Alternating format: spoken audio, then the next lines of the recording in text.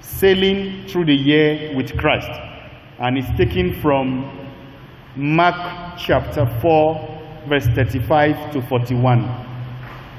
Mark 4, 35 to 41. Sailing Through the Year with Christ. We will recall that in 2018, our theme for January was walking. Our theme for January was walking through the year with Christ.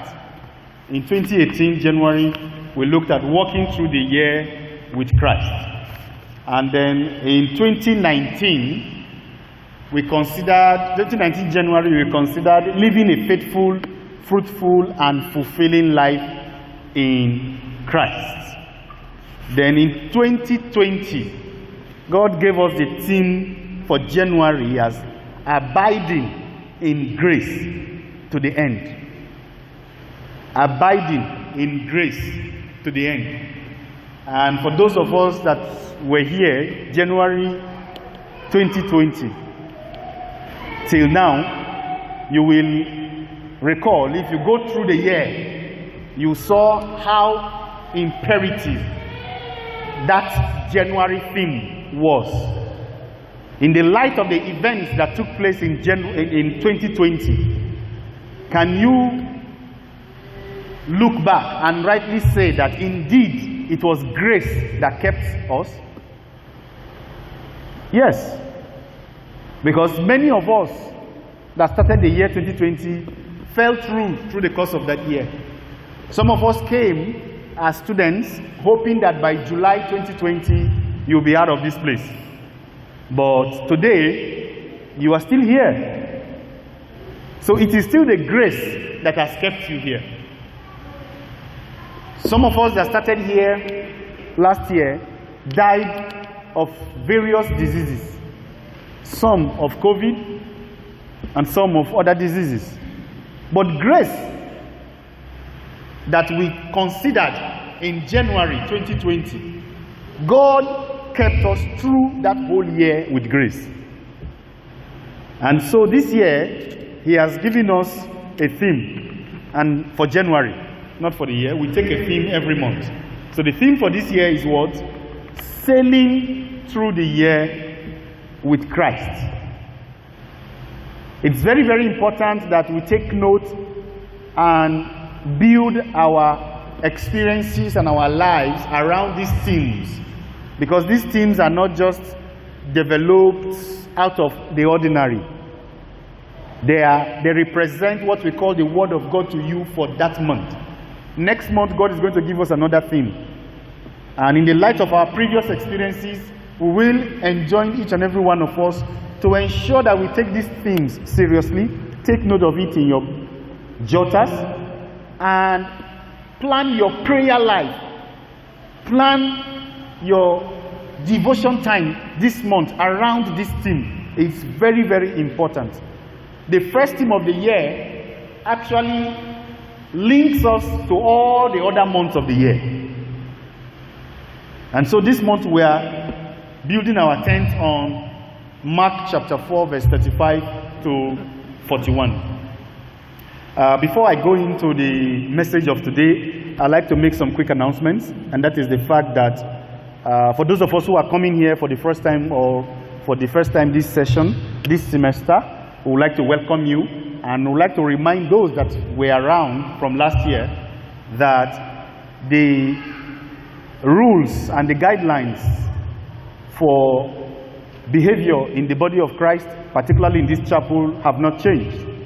And I would like to remind you that we do not entertain the use of phones during service. We notice that some of us have snapped the hymn books, and so we use it to sing, and some of us use the Bible to read the French Bible in the phone. We do not encourage that.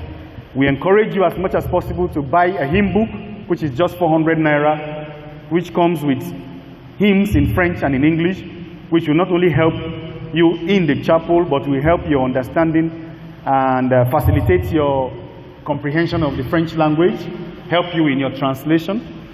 And the same thing for Bible. we have Bibles for sale, 1,000, 1,005, and 2,000 French Bibles. So if you do not have a French Bible, it is not an excuse to use your phone during service. I will enjoin us to strictly keep to that, please. And also, in light of present circumstances, our seating arrangement becomes 2 per seat until the situation in the country improves. And so we are all sitting 2 per seat, and we must make sure we respect distances as much as possible.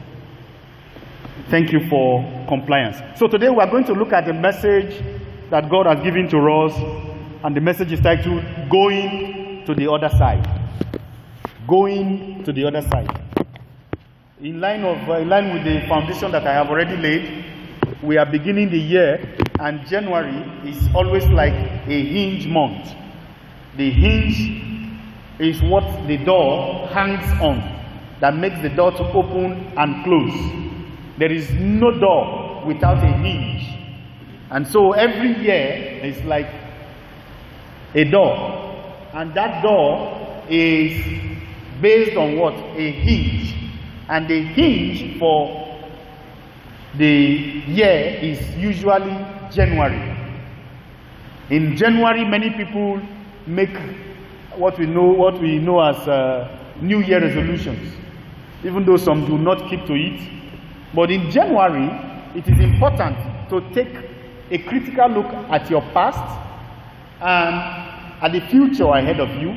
You have 11 months and some days ahead of you, according to the Gregorian calendar, and you are expected to plan your life and to say, this year, this is how I intend my life to go this year. And when you make such plans or decisions, it's always advisable that you seal it in the place of prayer. And that is actually the reason why many New Year resolutions do not see to the end of the year. Because many just make New Year resolutions, and then they think that the power in their utterance or their writing it down is enough to make them to abide by it. It is not enough. We are living in a physical world that is 100% dictated by events in the supernatural.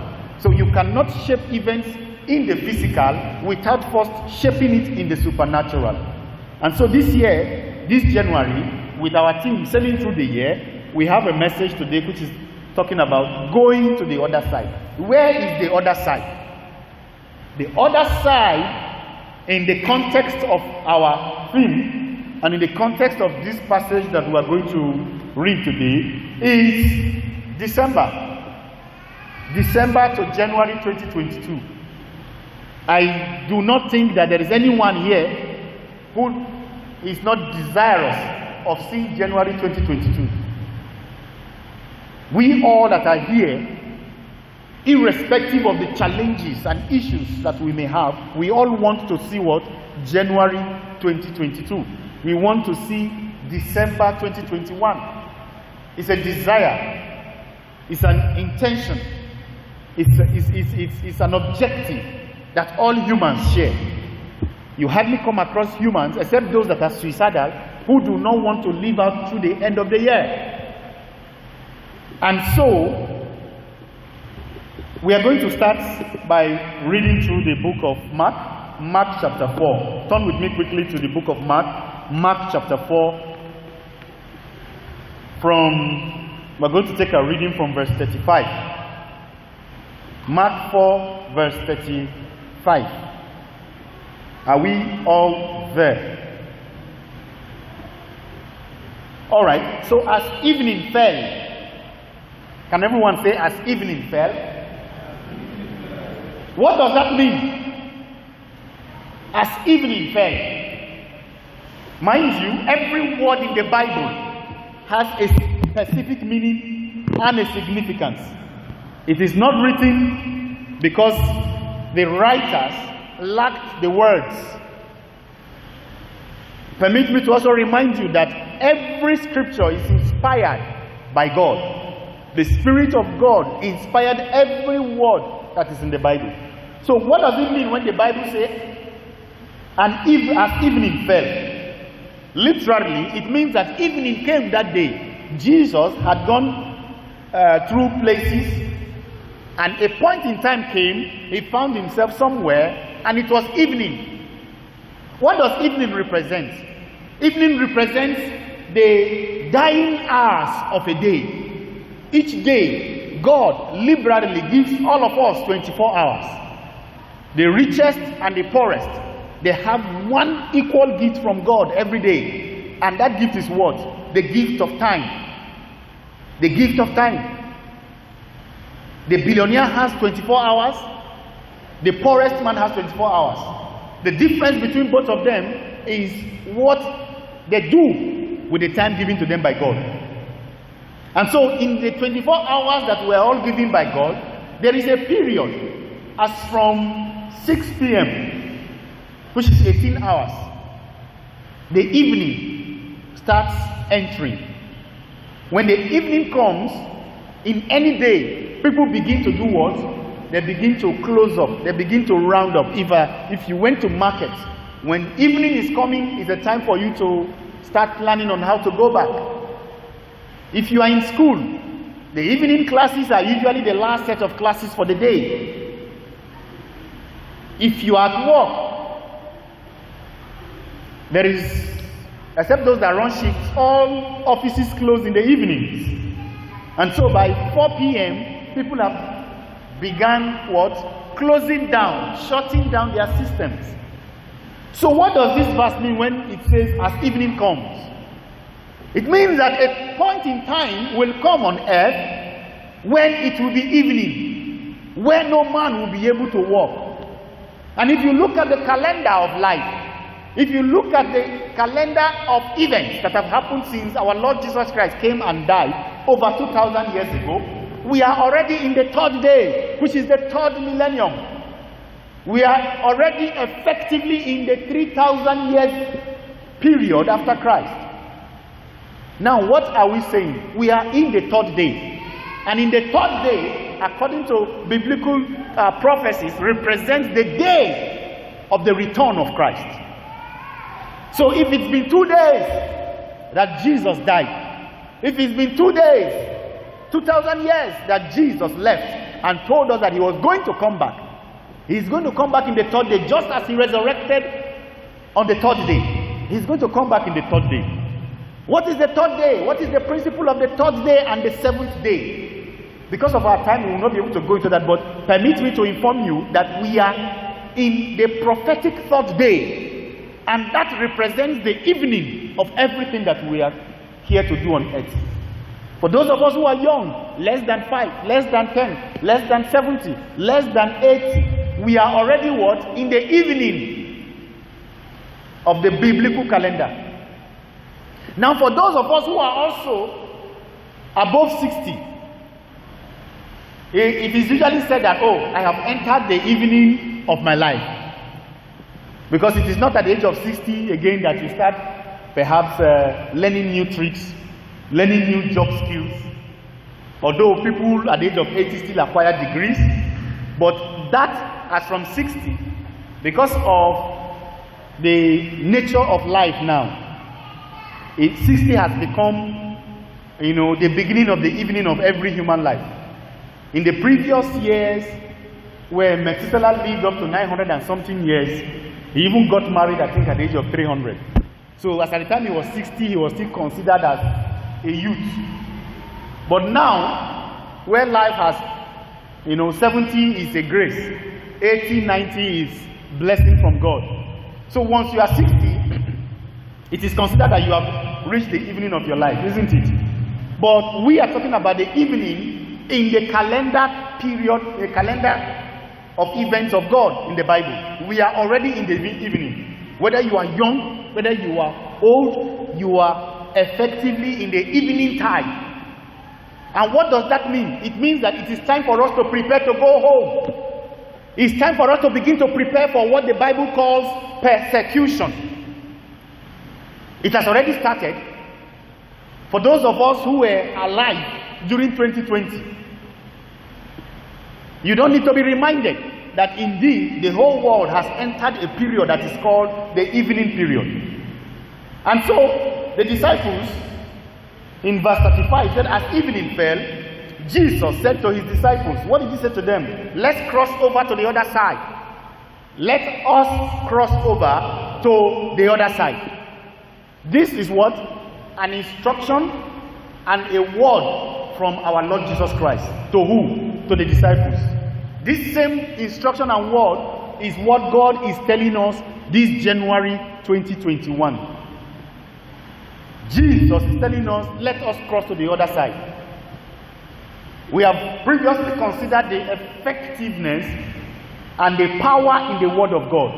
And we have identified the Word of God as something that cannot be changed, something that cannot go wrong, as something that we can build our lives upon and will never regret.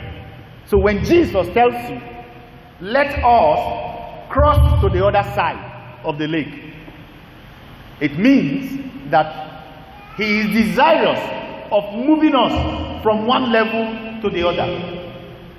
In this context, he told his disciples, let's cross over. It's evening. Let's cross over to the other side of the lake. The same thing he told his disciples is what he's telling us today. It is evening time. Persecution cometh. Distractions, confusion, problems, chaos, crisis is bedeviling the world. Let us do what? Cross to the other side. Let us do what? Cross to the other side. Now, when the word comes out of the mouth of God, it does not come back to him void. It must what? Fulfill its purpose and objective. So the disciples did not argue with him. What did they do? So they took him just as he was and they started out, leaving the crowds behind. They were with a crowd of people, and Jesus said, let us move over to the other side. And so they started out their boat with Jesus in it, leaving what? The crowds behind. I want us to underline, leaving the crowds behind, because whatever we're going to see in these 5 to 6 verses represents what we are going to do in this year 2021. Mind you, the disciples never argued with Jesus. They did not say, why should we go to the other side? This place is okay. The people are here. The people are receiving your blessings. Miracles are flowing here. Why should we go to the other side? This place is convenient for us. We have built our tent here. Master, why should we go to the other side? The other side that we do not know. The other side remains locked in the confines of the unknown. They never said that. But today, many of us, even in the body of Christ, are saying that to our Lord Jesus Christ. When he says, let us go to the other side, a lot of us give excuses. I am not ready yet. I am still a student. I am not married. I have not had children. I am looking for work. Are these reasons enough for you not to move to the other side? Are these reasons enough for you to dispute the word of God in your life? I do not think so. So, but the disciples in verse 36 did what? They took him just as he was and started out, leaving the crowds behind. In 2021, if you want to achieve anything in God, you must leave the crowds behind. If you want to achieve anything in your life, in your career, in your academics, you must learn to do what? Leave the crowd behind. Do not follow the crowd. From Genesis to Revelation, the emphasis of the word of God to his children is, do not be like others. Do not be like the crowd. Quit being like others. But the children of Israel at a point in time came in 1 Samuel chapter 8 to 10, started looking at other tribes and wanted to be like other tribes. And that began a cocktail of problems and crises that till date they are yet to come out from. Today they have a prime minister and they have a president. But God's plan for them was that he will be their king, he will be their Lord and their master. They were supposed to be a unique tribe of people on the face of the earth. The only one whose God is their king and their president. But they disturbed Samuel to ask for a king just like other tribes. And so 2021 is not a year for us to compare ourselves with ourselves. It's not a year for us to want to be like the other person. It's a year for us to do what? Go the extra mile. What is the secret in going the extra mile? It is never crowded. The extra mile is always never crowded. What does the extra mile mean? If you are told to do something 100%, do 110. Always go beyond the mark. I am not saying when your lecturer asks you to answer 4 questions out of 6, you go and answer the 6. No. Answer 4 questions, follow the instructions, but make sure that each of your answers is sufficient and goes beyond what every other person is writing. It's very, very important. It will even make your lecturers to call you and want to single you out for recognition. List 5 things and explain them. And then you list the 5 and then you explain them. No. In your explanation, give background. Give, more data, more information at your disposal. That is what it means to go the extra mile. Now in this fellowship, we have what we call the extra mile program. What is the extra mile program? At the end of every day, after your socio-educative, when students are tired, we ask you to do what? Come here and hold hands with one another for a program called the extra mile. For how many minutes? 30 minutes. And what do you do in the extra mile program? You are committing yourself to God, you are thanking Him for the day, and you are asking Him for a good night's rest. And the following morning again, you are expected here to join hands with other believers and pray. So going the extra mile will keep you away from the crowd. Whoever follows the crowd will end up in failure. Whoever follows the crowd will end up in fierce competition. Always ensure that you stand out in everything that you do, because God created you uniquely. None of us here has the same thumbprint. That should tell us that if God took His time to ensure that your thumbprint is different from my thumbprint, then I am not supposed to look like you. I am not supposed to dress like you. I am not supposed to speak like you. I am not supposed to talk or dress or behave like my pastor. It's very, very important for us to recognize our uniqueness and our individuality in God. God is telling us this year, 2021, do not follow the crowds. Many people in October, November, follow the crowds in doing NSAS protest. And today they have a series of stories to tell. You recall, in December 2018, God warned us specifically in this auditorium that none of us should get involved in protest. Not our children, not our relatives. Protest is the reigning thing in the whole world now. Just some days ago in America, there was a big, needless protest, and 4 people died. In every protest in the world, the devil comes there to carry people. Whether you are innocent, whether you are just carrying the placard, or you are just standing at the back, you have willingly opened yourself to attacks of the devil. In schools and universities, many of us, we see Christian students involved in Aluta. It is ungodly. God has never called the church to protest. God has only called us to protest where? On our knees. On our knees. And these days, because of technology, some of us protest electronically.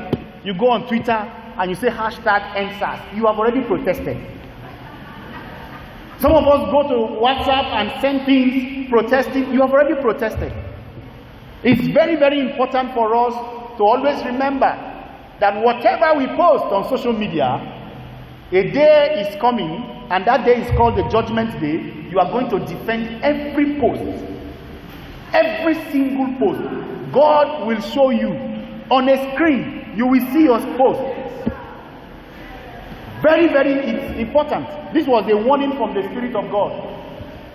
The Spirit of God says, tell my children Whatever they are posting on earth, they will defend it on the last day. So for those of us who are using our social media platforms to evangelize, you will not have a problem defending. For those of us who are using our social media to send nude photos, you will defend, you will tell God why you had to send nude photos. You will tell God why you had to join protests online. It's very, very important. So each time you want to press send, make sure you look at what you have typed. Can I defend this before God? Is this part of what God has created me to say, to do, and to be? Does this fall in line with my destiny? There is no time for lazy jokes in 2021. This is a period for serious, consistent work with God. And so, they started out in their boat, and then the other boats followed them. But soon as they started, a terrible storm arose. A terrible storm arose in verse 37. High waves began to break into the boat until it was nearly full of water and about to sink. The boat that Jesus was inside was attacked by waves, and water began to come into the boat. And so what happened? They began to sink. In verse 38, Jesus was where? Fast asleep. How is it even possible to sleep in a storm? Some days ago we were told that a boat that takes people from Badagry to Liverpool capsized and almost everybody in the boat died. Now before that boat capsized, it was undergoing turbulence. So if you are in a boat that is turbulent, no matter how deep your sleep is, even the screams from the people around there will wake you up. But in this context, Jesus was fast asleep. Jesus, the King of Kings and the Lord of Lords, was fast asleep. Remember, the Bible tells us that our God never sleeps nor slumber. So how is it possible to sleep in a storm? This was an opportunity for the faith of the disciples to be put to the fore. And of course, they failed the test. So what did they do? In verse 39, they frantically came and woke him up, shouting, "Teacher, teacher, don't you even care that we are all about to drown? Don't you care that we are all about to drown? Including you that you are sleeping. Are you not aware that you are going to drown? We are facing a storm. We are facing serious crisis. The government is contemplating another lockdown in January. They have told us some universities are going to open, while some are saying that they may not open on the 18th of January again because of the increase in the number of COVID cases. Jesus Christ, don't you care that there's going to be another lockdown? Don't you care that we may not graduate this year? Don't you care that people are dying? Don't you care that my parents have been kidnapped? Don't you care that my father is still sick even after praying for healing? Don't you care that we are still broke even after we have fasted the whole of 2020? Don't you care that I still don't have a job even after serving you faithfully? Don't you care that I am not married even as I am a virgin? Don't you care? The disciples indeed had very cogent questions to give to God.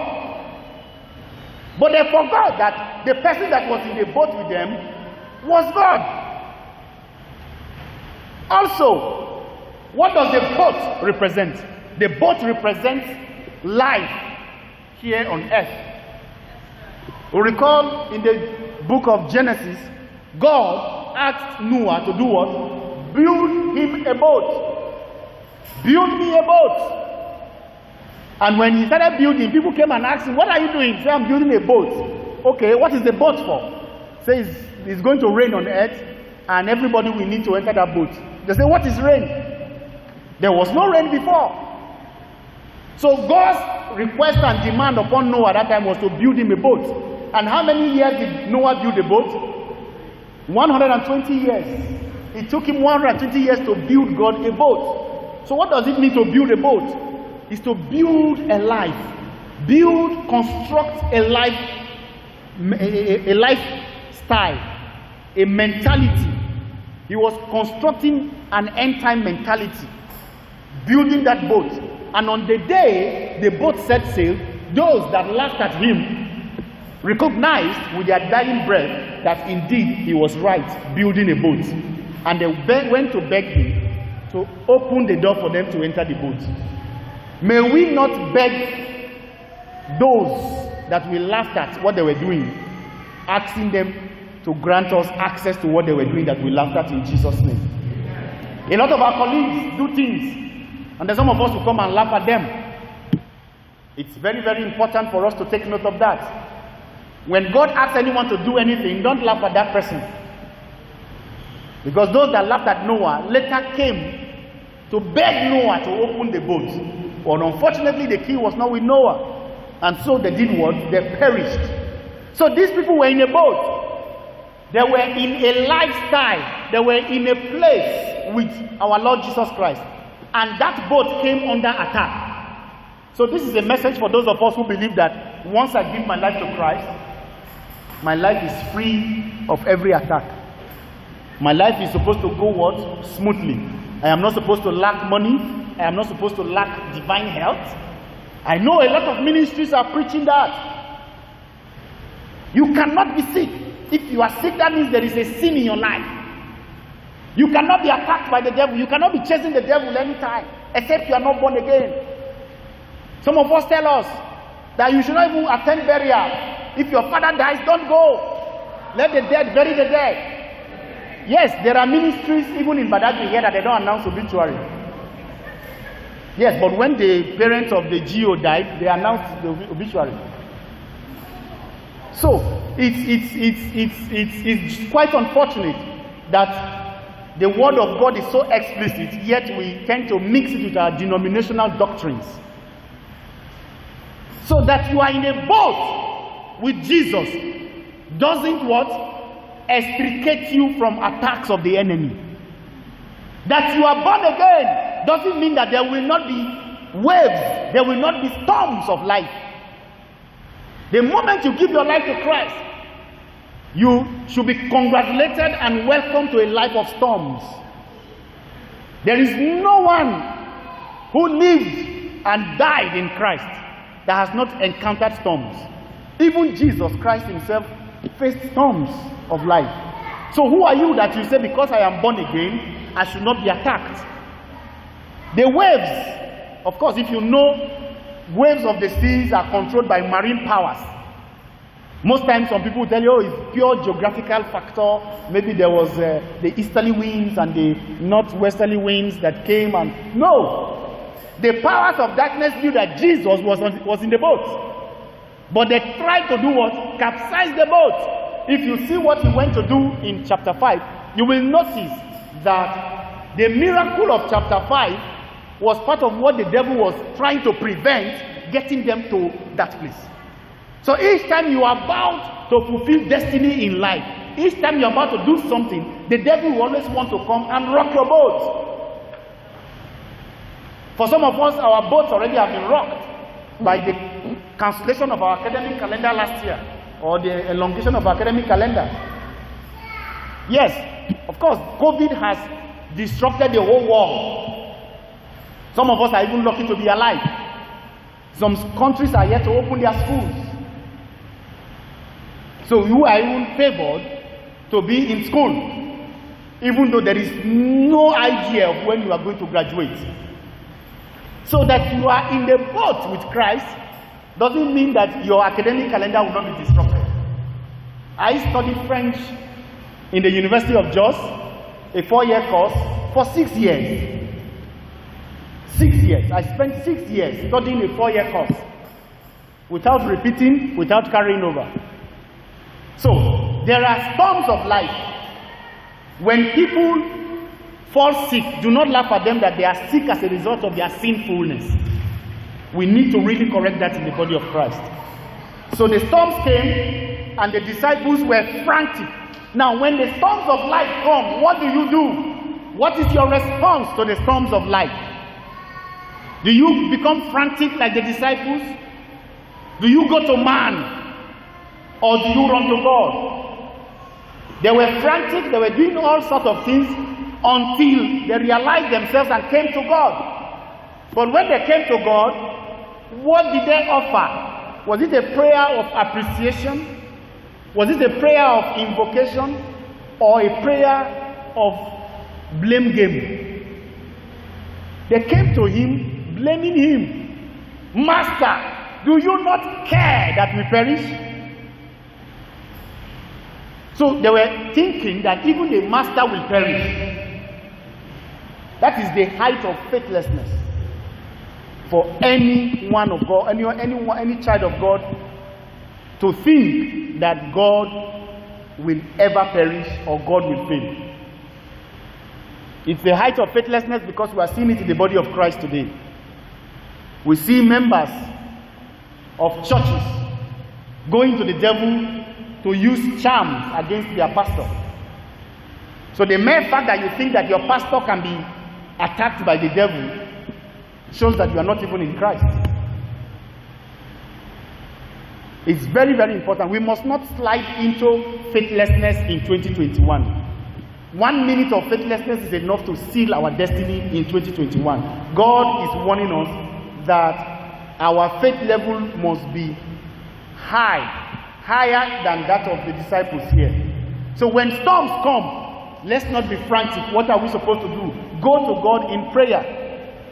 Go to God and ask him that his will be done in every situation that you are facing. Men of God have been kidnapped. Christians have been kidnapped, and God has miraculously rescued them without paying a ransom. So what is it that will hit your family this year? Which Fulani headsman or militant will come and kidnap somebody in your family that you will, because of that, lose your faith or go to commit sin? What lecturer will make you to sleep with him this year because or will fail you because you refuse to sleep with him?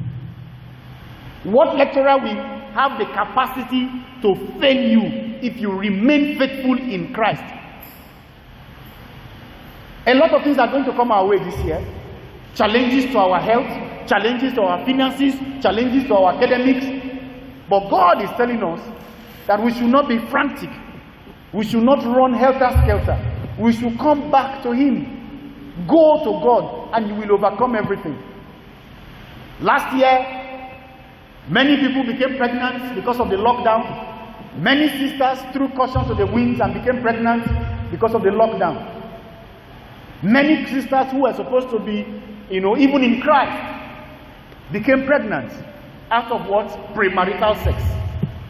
Many brothers lost their faith because of COVID lockdown. They say no money to eat. Our parents are not going to work, and there is no food in the house. Christian brothers joined others to go and break shops just because they needed to eat. What we saw last year is just what the English call a mere tip of the iceberg. 2021 will be worse. And you must brace up yourselves for perhaps another pandemic. So it's not just COVID alone we are going to be dealing with in 2021. More are going to come. And very soon, just as everybody is being made now to get what? NIN number, so that your number is not switched off. Very soon, you will all be made to get a number. A number that once you get it, you will never get to heaven again. It's coming. The new world order is coming, whether you like it or not. We were brought up to think that rapture is before tribulation. But today, we are seeing in the Bible that tribulation is a pre-rapture event. And that is why in the book of Matthew, Jesus himself said, the time will be cut short for the sake of the elect. What time? The time of persecution. The time that you will not be able to pay your school fees if you don't have the mark of the beast. The time that you will not be able to have a bank account if you don't have the mark of the beast. The time that you will not be able to buy or sell if you don't have the mark of the beast. That time is here. We are just waiting for the man of perdition to be unveiled. Once he's unveiled, you will see how things will line up. And many of us will actually go for him because he will come with solutions. He will come with solutions to COVID. He will come with solutions to the political problems in Nigeria, across the world. He will solve the problem between Israel and Palestine. He will solve a lot of problems, and everybody will say, make him the leader of the world. And already, America is setting the platform, setting up the place. Europe is ready for him already. There is a seat in the European Parliament that is numbered 666. And there is nobody sitting on the seat currently. So it's coming and it's here. When that time comes, what will you do if you don't build up your faith now? What will happen if Google says if you don't show your mark of the beast, you will not be able to use Android phone? Yes, it's coming to that time. You will not even be able to download Bible. A time will come, there will be no electronic Bibles. That is why we want you to get used to using your book, the Bible. Because a time will come, you will not be able to download Bibles. You will not be able to hear any Christian message on YouTube, except you get the mark.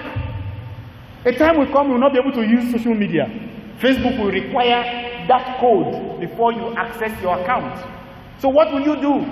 So for those of us who are building our lives on social media, building our entire being on the things of ephemeral things of this earth, when that time comes, will you be able to say, no, I will not juxtapose my faith with this?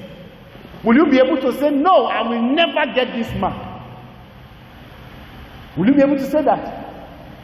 Many of us are already looking forward to the vaccine that is coming. How many of us are ready to take that vaccine? How many of us know what is behind the vaccine? May the Lord help us. So, Jesus was fast asleep and I came and told him, do we not care that we perish? Then what did he do in verse 39? Then Jesus got up and did what? Rebuked the wind and said to the sea, be still. Another version said what? Be quiet. If it was not manipulated by marine forces, why would Jesus rebuke the wind? What is the meaning of the word rebuke? You only rebuke evil. You don't rebuke good tidings. So if the wind is blowing here now, for example, I'm sweating, I can't go out and rebuke the wind that is blowing. I need the wind. It is only when it starts blowing and it's affecting the service that we can rebuke the wind, because Jesus rebuked the wind. So in this year, storms are going to come, crises are going to come. What should we do like Jesus did? We must rebuke. We must rebuke every power of darkness that will want to keep us down, that will want to throw us into the abyss of faithlessness. We must be ready to rebuke. And you cannot rebuke evil if you don't know the word of God. So this year is a year of our learning, reading and studying the word of God like never before. Because if you don't know the word, you cannot rebuke the devil. The devil knows the word from the beginning to the end. He quoted it to Jesus when he was tempting Jesus. And if Jesus did not know the word, he would have given him. So this year, make sure, if you have never studied the book from cover to cover, set a target. If you start now, January, you will finish the Bible before October. You must read from cover to cover, January and Genesis to Revelation. A time will come, and now is that time, that you may not be able to carry Bible. When that time comes, the Bible that you have studied from cover to cover will be where? In your head. They cannot get that away from you. It's very, very important for us to even tick our calendar, mark your CV, and say that I have read the book from Genesis to Revelation. And it's not to read as novel, it's to study. Study it very well. Set time limits for yourself every day. No day must pass without a study of the Word of God. So Jesus rebuked the devil, Jesus rebuked the wind and said, be quiet. And what happened? The wind fell and there was great calm. A lot of us go about buying t-shirts that says, keep calm and drink Zobo. Keep calm and do this. No, it's not t-shirts that will quieten any storm. The Bible says there was great calm. It is after rebuking the devil that there will be great calm. If you go through this year without rebuking the powers of darkness operating in your father's house, in your mother's house, there will not be calm in your life. That is just the truth of the matter. There will not be calm in your life, except you are from you come from the priestly order of Melchizedek. Your great grandfather and fathers were all missionaries. But as long as there is someone in your lineage who was never born again before he died, the powers that person served will affect you, whether you are in Christ or out of Christ. And so you must get ready to rebuke every manifestation of those evil powers. Now, even if you are from the holiest lineage, there are powers of darkness operating in the waters, in the air, and in the land. As long as you step out into the environment, you get contaminated, you get polluted. So you need to every day consecrate yourself with the word of God and with prayers against any form of contamination, pollution, and then now we have infection, viral infections going around the world. Today, Nigeria has a variant of COVID-19. They call it 19.5. Some call it COVID-20. Britain has a variant. US has a variant, which are even more deadlier than the one that came from Wuhan in China. And so many viral infections are going to be in the air. So when you go out, you need to do what? Cover yourself with the word of God, with the blood of Jesus, against any form of infection. I know in Nigeria, many of us do not take infections very seriously. We come to church without our masks. We sit in buses without masks. But the truth of the matter is that Nigeria has crossed the 90,000 threshold. And once you cross the 90,000 threshold, very soon you arrive at 300,000. And it will keep climbing. The United States of America is a clear example of that. It will continue to, as the Harmattan weather is coming and rain falls here now, it's going to be serious. Infections will increase. And many of these things are powered by the powers of darkness. So you need to rebuke. You need to be ready to rebuke. Don't say, oh, me, I am a harmless Christian. Let the devil stay in his corner and I will stay in my corner. I will not chase him. I will not bind him. Let him not disturb me. No. There is no time for harmless Christianity. This time, 2021, you have to take the battle to the gate. If you don't take the battle to the gate, the enemy will consume you. So,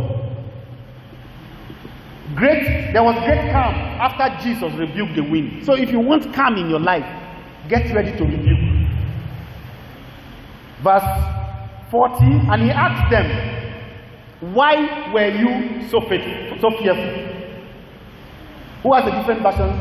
Verse 41. Verse 40. Who can read verse 40 with a loud voice? Verse 40. And he said unto them, why are you so fearful? Why is it that you have no faith? My own version says, don't you even have confidence in me? I've been with you for how many years now? You still have no faith? Don't you even have confidence in me? Imagine Jesus telling you that in the year 2021. Don't you have any confidence in me? A time will come, and now is that time, because Jesus told us that when the Son of Man shall come, will he find faith on earth? Why do you think Jesus asked that question 2,000 years ago? Why? Today we have faith all over. Even churches named Living Faith, Winning Faith, Extra Faith. So why would Jesus, over 2,000 years ago, say, will I find faith when I come on earth? It was a rhetorical question in the Bible, and Jesus uttered this. Why? Because towards the end time, faithlessness will increase. Faithlessness will increase. What do we mean by faithlessness?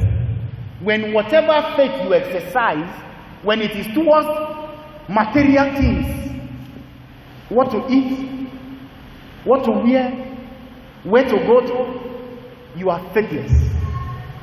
That is what the Bible, Jesus himself describes as faithlessness. Faith, the definition of faith in the end time is faith towards God. Faith towards the advancement of the kingdom of God. So if all the faith that you have is for you to faith it and say, my husband must come this year, my car must show this year, that is not faith. That will not take you to heaven. You must begin to express and experience faith that makes you to believe the word of God as it is. You must begin to express faith that will make you to share the gospel with one another, because you know that in heaven you will not get a crown because you are married. You will not get a crown because you have children. You will not get a crown because you are a millionaire. You only get a crown by the number of souls that you have won. And that is why Jesus said, will the Son of Man find faith when he returns? Is Jesus not going to return very soon? Is there faith in the world today? Many churches were closed during the lockdown, and many pastors, out of different motivations, started criticizing governments across the world. Why are the churches locked down? Why are the churches locked down? Forgetting that Jesus Christ says he will build his church and the gates of hell will not prevail. Is the church, the body of Christ, not meant to exist in and outside of walls? So when our faith is geared and gingered by the offerings and the tithes we receive, then we are faithless before God. Many Christians today cannot move from the west to the north. There's kidnappers. You Fulani on the road. That you don't have faith towards God. God says, I want you to move to Abuja and go and minister. You now say, God, if you don't give me flight tickets, I cannot travel by road because there are militants at Okene, there are Fulani between Lokoja and Abuja, they are killing people. That's faithlessness. So this year, we must experience and walk in total faith for us to do what? To be able to go to the other side. The extent and the point of everything we are to do this year is for us to get to the other side. And as you can see that, Jesus and the disciples did what? They got to the other side. Verse 41. And they were filled with awe and said among themselves, who is this man that even the winds and the seas obey him? Who is he? After being with him, they didn't even know who he is or who he was. And so many of us too, in the body of Christ, you can be in the church and not know who Christ is. You can be born in the church, dedicated in the church, raised in the church, beat drums and do everything in the church, yet you don't know who he is or who he is here. So, the call upon us this year is to do what? Know who Christ is and walk in the power and the strength of his grace. Who is this man that even the winds and seas obey? When he was going, what did he tell us? He said, as I go, I will send you what? The Spirit of the Comforter, who will come and enable you to do even greater things than I have done. So if disciples wonder at Jesus for what? That seas and the winds obey him, then people of our generation should also wonder at us that even the seas, even armed robbers, even the government of the day obeys us. Because Jesus said what? Greater works shall we do. How many of us have started doing works greater than Jesus? We need to start. 2021 presents a template for us to do greater works than Jesus. And it's the faith that is required. Once you have faith as little as a mustard seed, I know many of us may not know mustard, but if you have seen a millet seed or a sorghum seed, mustard is smaller than that. If you have seen a Benny seed, as tiny as that, that is when you can think that this is what. So if you have faith as tiny as that, you should be able to, you should have the ambition of doing greater things than Christ. And of course, the truth of the matter is that it's His word. So if you go to preach and there is need for you to raise the dead, use the word of God and tell the dead to get up. If he doesn't get up, it's the word of God you have used, not your own word. When you are sick in the hostel, pray. Lay hands on one another. Don't say, oh, as I'm praying, I hope this person will get healed. No, just express the faith. Say the word of God and live. God is the one that determines. So there is a new template, a new horizon open to us this year, 2021, for us to test, for us to use our faith, for us to increase our faith level, and for us to go to the other side. Remember, the other side is a place of blessing. The other side is a place of fruitfulness. The other side is a place of prosperity. The other side is a place of destiny fulfillment. What is the other side? The other side represents towards the end of this year. The other side represents January 2022, which gives us another template to do great works in God. The other side represents the dwelling place of God the Father. So, not many of us may see next year, if God wishes. Some of us may be called to the other side. But now is the time to prepare to do what? To go to the other side. Because the days are evil. If you go through the Bible as well, in the book of Samuel, 1 Samuel chapter 14 verse 6, Jonathan, the son of Saul, told his armor bearer, let's cross over to the other side. What was happening? The Philistines had encountered the villages near Israel, and Saul and his army led by himself and his son came out and encamped in order to attack the Philistines. But they were waiting because it was night. At night, Jonathan and his armor bearer got up and said, let's go up to the other side, to the side of the Philistines. And his armor bearer said, Oga, they will kill you. The armor bearer said, well, let us go. They crossed over, made some noise, and then before you know it, the Philistine army took to their heels. And there was great plunder. So the Israelites woke up by King Saul now asked, what is causing the plunder, the noise they are hearing there? They now say, okay, let us count ourselves. They counted and they discovered that Jonathan and his armor bearer were missing. So they realized that Jonathan and his armor bearer were the ones that went there. And God gave them the victory over Philistines. The Philistines were in their 30s, thousands, about 37,000 soldiers, while Israelis were less than 6,000. But Jonathan and his armor bearer was able to cross to the other side and wrought victory. So what does that tell us? This year is a year for us to go out in courage and step on the enemy territory and do great exploits for the kingdom and for your destiny. Also, we see that in Revelation chapter 4, at the beginning of the revelation of John on the island of Patmos, he said he saw that the heavens were open. And what happened? The Spirit of God told him, come up hither, and I will do what? And I will show you great and mighty things. There is an invitation from the Spirit of God always. And that invitation is for us to do what? Come up hither. That invitation is for us to do what? Let us go to the other side. Go to the other side. The other side is never crowded. The other side is a place of destiny fulfillment. If you want to achieve anything in your academics, in your health, in your career, learn to go to the other side. Praise the Lord. Unfortunately, we cannot all go to the other side except we give our lives to Christ. The starting point of going to the other side, of going up hither, is by giving our lives to Christ. So if you are here and you have not given your life to Christ, January 2021 presents a fresh template for you to ask our Lord Jesus Christ to come into your life and to